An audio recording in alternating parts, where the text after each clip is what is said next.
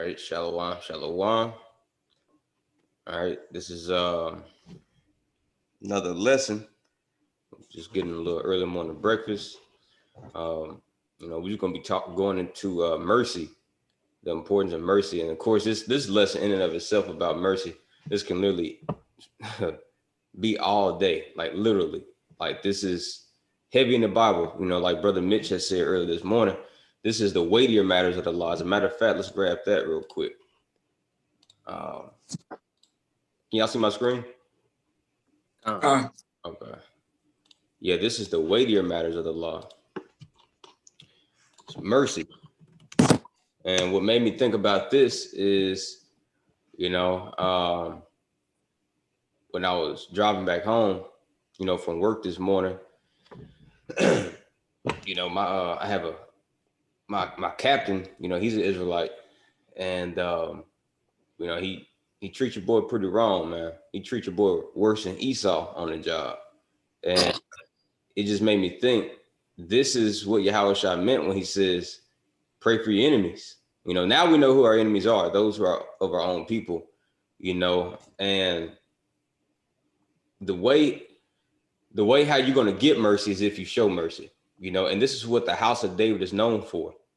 Who read that account with King Saul and David? In First Samuel. Yeah, First Samuel. Mm-hmm. Right. That will actually be something good to go into, not today, but just for brevity's sake. Basically, King Saul got jealous because after King David, at the time he wasn't king. At the time he was still a young lad. He was warring. And he killed 10,000s upon 10,000s of bodies. And Saul, he killed his thousands. And when David came back into the town, all the women, they were singing, David killed his 10,000s, but Saul killed his thousands. And so Saul, being the king at that time, felt some type of way. Because, Jake always been bragging about how many bodies he got, right? That's just like a sign of dignity, a sign of honor. But Saul, basically took that into jealousy, man. And ever since then, he was pursuing David. He was pursuing David, man, through his pride and through envy of David. He knew that David, was anointed of Yahweh by Shema Shah, and he knew that the anointing of Yahweh Shah had left him when you read that account. But nonetheless, he still tried to pursue David. And David, when he was hiding in this cleft of the rock, Saul actually passed by David, and David had a knife, right? And just cut the curtail of Saul, right? When he could have easily killed his enemy. He could have easily killed his enemy. As a matter of fact, because this is what David was known for. When we read, Samuel and Kings and all that, we look at all the bloodshed, and righteousness that David has waged. David was known for being a righteous ruler, man, a righteous king. He just didn't kill just for the hell of it. He killed out of mercy and he killed out of righteousness, right? Because even when he got report from one of his soldiers about one of his all right, let me let Dion in. Even when he got report from one of his soldiers that the house of one of the sons of Saul had died, and he brought that report back unto David, David got mad at him. It's like, do you expect me to rejoice over the death of my enemy, over the house of the death of the house of my enemy, right? And he ended up killing that man that brought those tidings, right? So this goes to show that the house of David, which we come in that stead, according to Amos chapter 9 and 11, right? In those days, the Lord shall raise up the ancient ruins of the house of David. Well, if we, being a part of the hopeful elect, right? If we're a part of the hopeful elect, we're being raised up in that house of those ancient ruins of the house of David. And that house of David is known for being merciful unto the enemies, man, unto the enemies of your own people. And Yahweh Shah was a great example of that, man. All right. Let's grab this in First Maccabees chapter 2 and in verse I'll start at verse 51. And it says, call to remembrance what acts our forefathers did in their time. So shall you receive great honor and an everlasting name. And it goes on to mention several of the patriarchs and forefathers of ours that just left, you know, a heck of a legacy for us to basically fill their shoes. But one of the acts of our forefathers that we should call into mind is who? Verse 57. David, for being merciful, possessed the throne of an everlasting kingdom. And that's our goal. At the end of the day, that is our goal, right? We want to possess the throne, right? That Yahweh, Ba'ashem Yahweh Shah, is so eagerly wanting to make us co-heirs and co-rulers with him in his rulership, right? But how do you possess that throne? By having mercifulness. And that's a trait of the elect. That's the trait of the elect. Let's grab that in Colossians chapter 3. This is Colossians 3, and I'm going to start at verse 12. He says, put on, therefore, as the elect of Yahweh, right? Holy and beloved. That's how you know it's talking about the house of David. Because what did David's name mean? Anybody know? Beloved. There you have it. It means beloved. So put on, therefore, as the elect, holy and beloved, bowels of mercies. See that? Bowels of mercies, kindness, humbleness of mind, meekness, and long suffering. All of those is what David possessed, man. And that's what his house will be found having possession when Yahweh Shah comes and swoops up the house of David, man. All right. And so this, you know, and this, the Spirit just really dropped this on me this morning, man. You know, as I was driving, he was just giving me precept after precept after precept, you know, and he, man, listen, I got pricked to my reins, you know, because it's easy. You know, I'm pretty sure y'all got some brothers and sisters, you know, just because you in this truth don't mean that you out of this flesh. You know, you still got thoughts. I'm like, man, that nigga, man, he ain't shit, you know, which he may not be shit, but at the same time, you got to show mercy unto your enemies of your own people. Now, I'm not saying you got to be buddy with them, but at the same time, that's still the Israelite, man.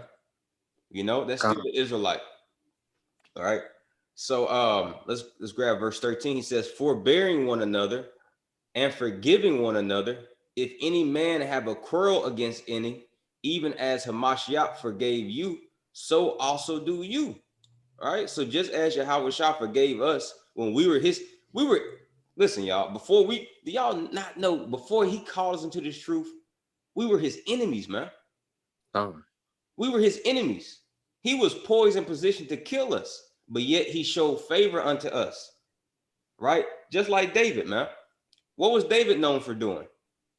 See, in the Christian church, they love to harp on David's sin, or he committed adultery, and then he committed murder. He had that woman's husband murked after he took his wife. Okay, all right. There's been other men to where the Lord killed instantly as soon as they went off. Well, why didn't he do the same to David?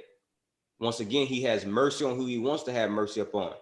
But there's a catch-22 to that, man. This is Psalms 18. This is Psalms 18, and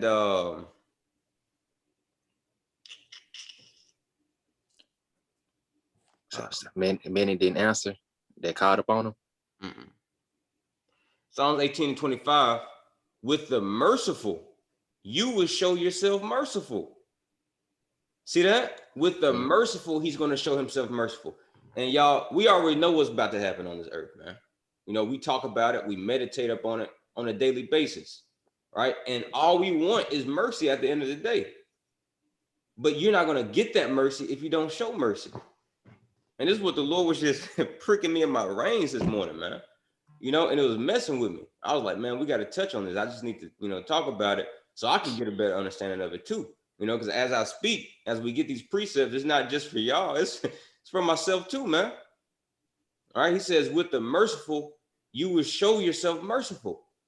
And with the upright man, you will show yourself upright. So basically, he's going to match your energy. If you just being a nigga all day, not showing any mercy to your brethren, well, he's going to show you the same type of energy. All right. What did Yahweh Shah say? As you have done unto the least of these, you have done unto me.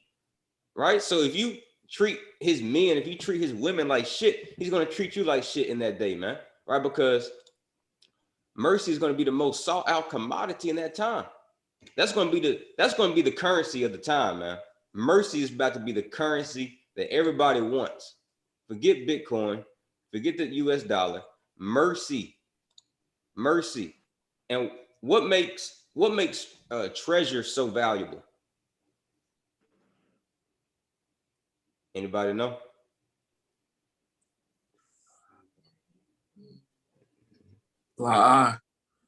Rarity. Yeah, I knew Rarity, man. It means it's not really out there. It's not really readily accessible. Precious, valuable, of great worth or of price. Value, worth, price. Look at this. Over refined, worthless, rare and costly. See that? Rare and costly. That's what that mercy is going to be. It's going to be rare and costly. Let's grab this in Sirach 35 and verse 20. And he says, mercy is seasonable in the time of affliction. See that? Mercy is seasonable. If anything's seasonable, that means what? It's not out all the time. Right? And also, when you consider season, you put salt on food, it hits the spot just right. That's what that mercy is going to be like, man. But the only way we're going to receive that is if we show it unto your most hated enemy. Look at David, man. David had a reason to protect himself. He had a reason to kill Saul. Did he do it? No. He was known for being a merciful king. Yes, he still carried out judgment. He still had a lot of blood on his hands, but he didn't do it out of spitefulness. He did it out of righteousness, right? Because we're called to judge in righteousness, man. We're called to, even when we set up our throne, when Yahweh Shah sets up his throne and he allows 144,000 to carry out righteousness here in the planet Earth, it's not going to be out of spitefulness. It's not going to be, because, you just looked at me wrong. No, we're going to be killing you in righteousness. We're going to be making you bow down to us in righteousness, man. The same way how David did it, man. Right? It says mercy is seasonable in the time of affliction as clouds of rain in the time of drought. See that? Because it's going to be the time of drought then. Because mercy is not going to be rained upon the masses. Who knows who mercy is for? The Israelites. Where were you? The elect. Yeah, where you want to go for that? And there's a lot of places you could go for that. Let's just go to Wisdom of Solomon 3 and 9. And it says, they that put their trust in him shall understand the truth. And this is by far one of my favorite verses. And he says, and such as be faithful in love shall abide with him. For grace and mercy, see that? Grace and mercy is to his saints, and he care for his elect. That's who that mercy is stored up for. See that this new currency, this new treasure, and it's not new, it's always been around, right? But this treasure and this currency, right, that's going to be so precious in those days is only going to be hoarded up for the elect, man. For those who show mercy, right? Because we live in a time where you're about to see everybody's true colors. You're about to see even your best friend. He's going to try to gun you down over scarcity of bread. He's going to have no mercy. That's what 2 Ezra 15 says. Let's grab that. Because right now, everybody's kind of keeping their composure, because shit ain't hit the fan. You can still buy and sell as you please. You can put a little gas in your car. You can go get some chicken wings if you want to. All right.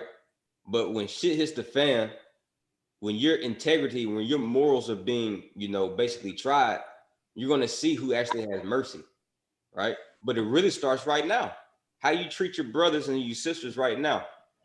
And even the young ones. Because once again, Yahweh Shah says, whatever you have done unto the least, a brother who, may not look as good, brother who not smell as good, brother who, may not talk as well or whatever. Well, that's Yahweh Shah. That's how you treat Yahweh Shah. All right. This is 2 Ezra 15 and 19. He says, a man shall have no pity upon his neighbor. See that? No pity means no mercy. And man shall have no pity upon his neighbor, but shall destroy their houses with the sword and spoil their goods. Why? Because of the lack of bread and for great tribulation. And that's the days that we're coming into. Those great trying days, man. When there's about to be a scarcity of bread. People about to have no mercy upon you, right?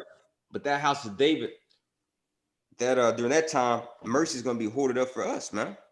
All right, but let's grab this real quick because we talk about it all the time. Amos, let's just get it. 9:11 says, in that day I will raise up. It says, in that day I will raise up the tabernacle of David, that which is fallen, right? Because David's tabernacle is obviously fell, right? It really fell, especially in 70 AD, man, when we got kicked out of our land, right? And he says, and close up the breaches thereof. Why does he need to close up? What's the breaches? I got a whole lesson I want to do on this, but the breaches is basically going into those open spaces, right? And those breaches being fully closed up is when the northern kingdom and southern kingdom join back together. Thus those breaches being closed up. He says, and I will raise up his ruins and I will build it as in the days of old. And that's the Lord keeping the sure mercies of David, man. Keeping the sure mercies of David. Let's grab that. This is Psalms 55. And if I'm going too quick, y'all just let me know.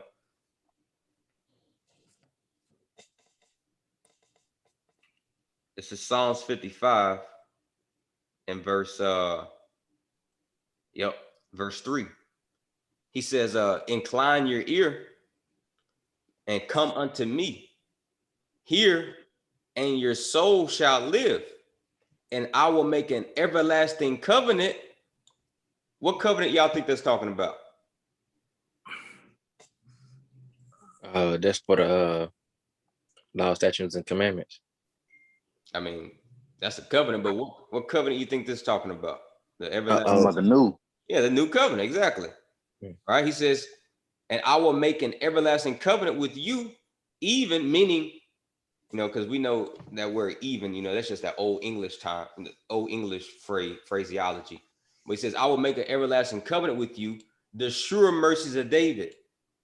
The sure mercies of David, right? When you break down that word sure, or that phrase sure mercies, right, it's meaning that it's stable. It's not going anywhere. It's fixed. Let's go into that word sure. Right? Because David, like I said, David was spared, man. David was spared. You see, we could easily read the account of what he did, but the Lord showed mercy and pity upon David. And it was a sure mercy. And because of that, the Lord promised David, oh, man, let me charge up my laptop. The Lord promised David a couple of things, man. He promised that he'll always have descendants of his line, of his progeny, sitting up on the throne. And he promised that he will raise up his kingdom. And he promised that he'll forgive him of his sins, right? But those same mercies are applied unto us, unto the house of David, if we show ourselves merciful like David did. Hold on one second. Let me plug this up.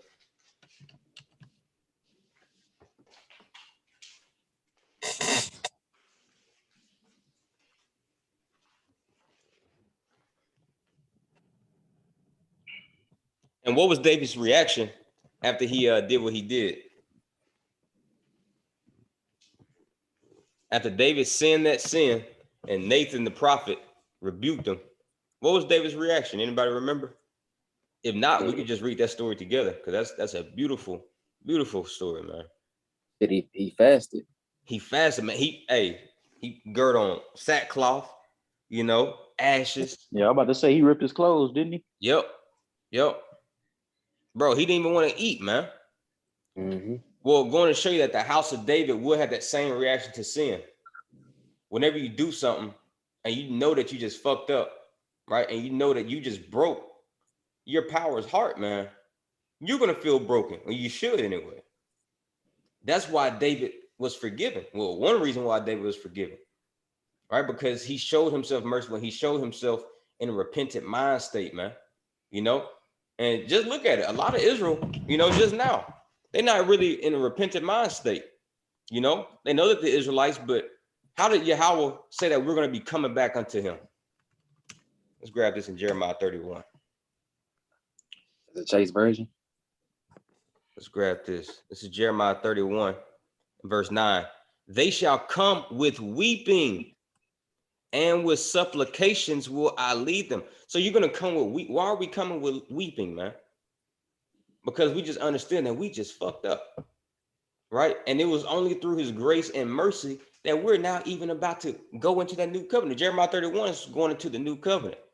Well, before you go into that new covenant, that everlasting covenant, the sure mercies of David, you're going to be like your forefather David. You're going to be weeping. You're going to be lamenting, right? Matter of fact, let me grab this in Ezekiel.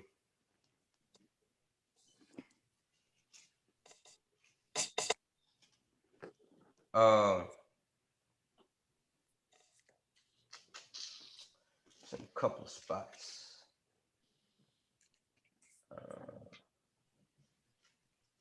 Let's see. Lock it. Let me grab it in 36. Ezekiel 36 and 31.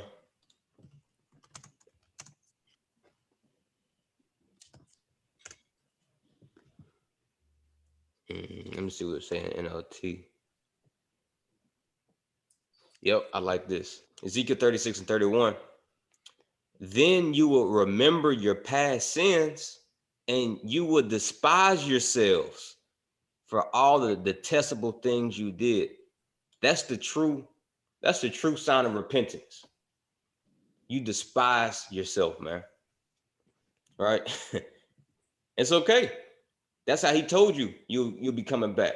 You're gonna look at yourself as just filthy dirt, man. You're gonna be like David. You're gonna say exactly what David said. Let's grab that. Yep. Psalms 8, verse 4, one of my favorite verses. He says, "What is man that you are mindful of him, and the son of man that thou visitest him?" That's what you're gonna be saying. What is man that you even think about? Why do you even think about us if we're just so dirty and filthy? All right. Well, he's only thinking about a certain cluster of the great, like 2 Ezra chapter 9 talks about. That precious elect, man. That's all he cares about. Everything that's happening in this world is for the elect's sake, man. Because everybody else, like he said in 2 Ezra 9 and 22, they were born in vain. The reason why all hell ain't broke loose yet, the reason why you going through what you're going through in your job, the reason why, you may not have a lot of money, the reason why, what you may be getting plagued with a certain type of illness is for the elect's sake. Everything is for the elect's sake. Y'all know the verse. Even 2 Ezra chapter 6 says that, right? For the world was made for our sakes. I know y'all know that verse. Right? The world was made for our sakes, meaning everything inside this world was made for Israel's sakes, but more in particular, the elect of Israel. This is Romans 11 and 7. He says, "What then? Israel has not obtained that which he seeketh for, but the election have obtained it, and the rest were blinded." Right? Because, and this is, you can break this down on many levels, but one level of hearing this truth, right? This truth has been broadcasted upon many platforms now. It's hit the ears of a lot of people. The reason why this truth is still broadcast is for who? The election's sake. He says the election have obtained it and the rest were blinded. So Lord, like, okay, I want this truth to go out. I just want it to hit certain ears.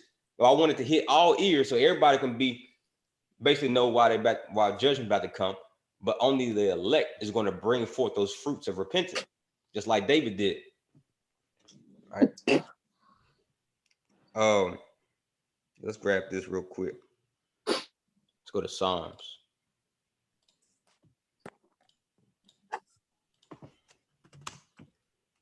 Psalms 57.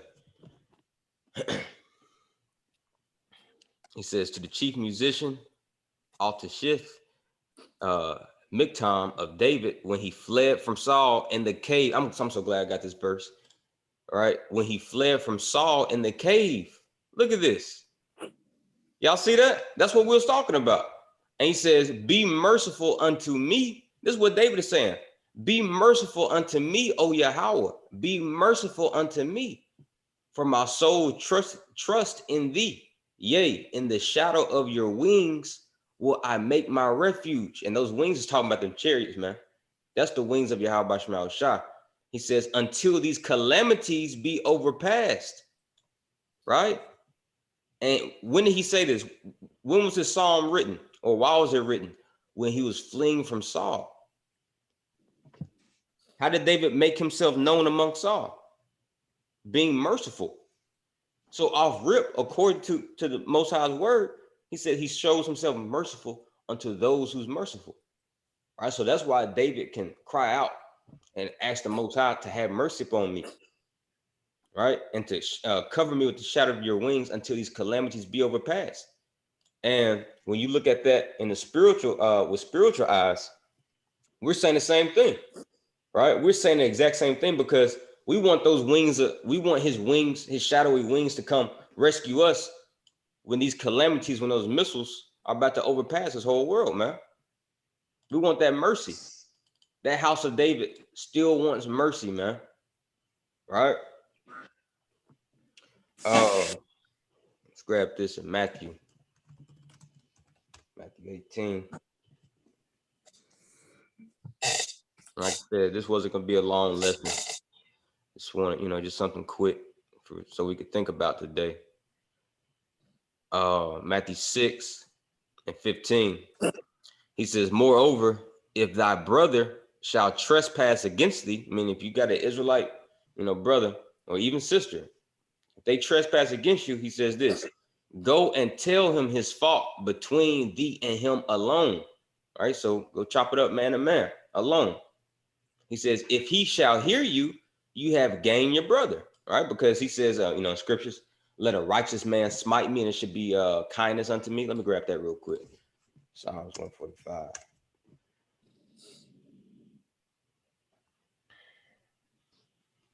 Maybe been a while since I got that preset. Let's see.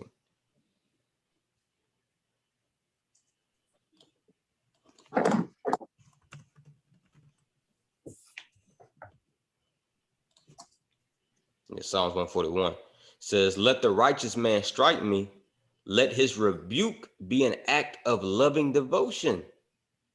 That's, if you're in the right spirit, you're not going to get in some type of way, man, if somebody rebukes you, right?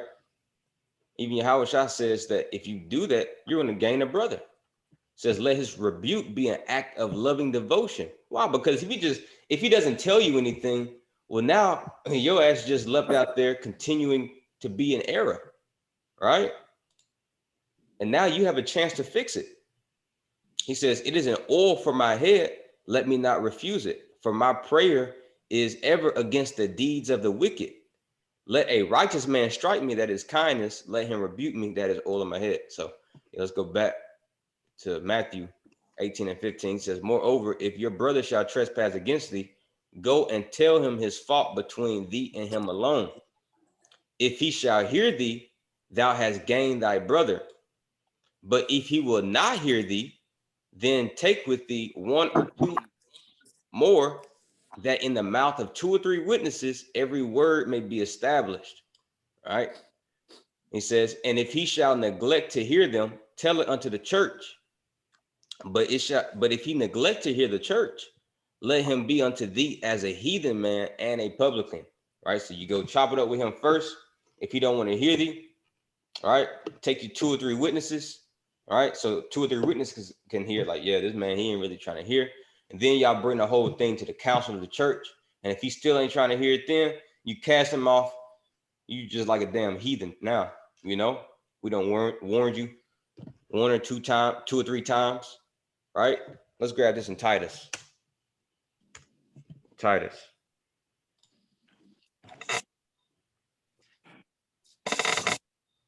3:10. A man as a heretic, because yes, that's what he is. If somebody doesn't want to hear you after, continual admonitions, continual rebukes, he's a heretic.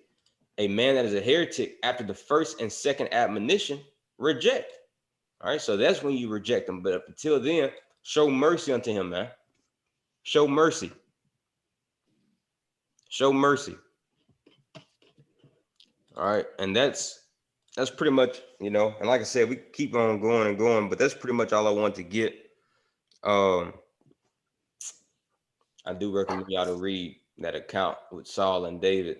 It's a couple of chapters. It's like 2 or 3 chapters long with the whole account. David fleeing from Saul. But it just goes to show you the type of character King David had, man. You know, when he listen, he could have easily stabbed Saul, bro. Saul was right in front of him. Saul didn't even see him. Saul had his back turned away from David. But the Lord set that up to where, you know, what, you know, David's act can be looked at, you know, in future time, to where, you know, we can call to remembrance the acts of our forefathers and see how they dealt with their enemies of their own people, you know. And even now with enemies of, you know, these Edomites and all these other nations of people, you still had to act, you know, wise as a serpent right now, because we're not in our own land. We can't carry out judgments, you know. Now, when we get in our own land, you know, when we got our own laws to govern ourselves by, it's a different story. Yeah. You're going to get your ass right then. But till then, this is why he says this. This is Ecclesiastes 7. Ecclesiastes 7 and 8. Better is the end of a thing than the beginning thereof. And the patient in spirit is better than the proud in spirit. So main thing, we got to be patient in the spirit right now. Yahweh Shah, he was patient, man. He knew. Yahweh Shah knew. Listen, I created all y'all niggas. I created this world I'm standing on. I created that sun y'all looking at. I'm the next king. All right, but guess what? He didn't act out of hastiness. He stayed in order. He stayed in his father's rank, and he took that suffering that he had to take, and he took it patiently, man. If Yahweh Shah can do that, right? And he was as a lamb when he did it. He didn't have no guns out there, right? Trying to take down the Roman army. He just simply preached his father's business, preached the kingdom, right? He was gentle as a lamb. You know, he did get roused up a couple of times with his own people when he whooped them niggas, you know, but that was a zeal of his father's house, man. Right? That was a zeal of his father's house. But nonetheless, he was patient in spirit. He was patiently waiting to be crowned. And he's also patiently waiting to bring the hail too. This is Isaiah 63, verse 4. He says, for the day of vengeance is in my heart. He says, and the year of my redeemed is come. So he says the day of vengeance is in his heart. Yahweh Shah, because he can't come back before the Father. Yahweh Shah is like a lion, man. He's, you know, in a physical sense, Yahweh Shah is kind of like that pet lion that Yahweh has, man. And Yahweh just sticks that lion out whenever he wants to. And that lion, he's hungry, man, right? But he can't move in hastiness before his Father gives him that command to go sick him, you know. But if Yahweh Shah can be patient, we can be patient. If Yahweh Shah can be merciful, who are we not to be merciful when we're just dust, man? You know, so that's just something I just wanted to kind of bring out to, you know, for us to think about today, man. Every day, really. Praises. Praises.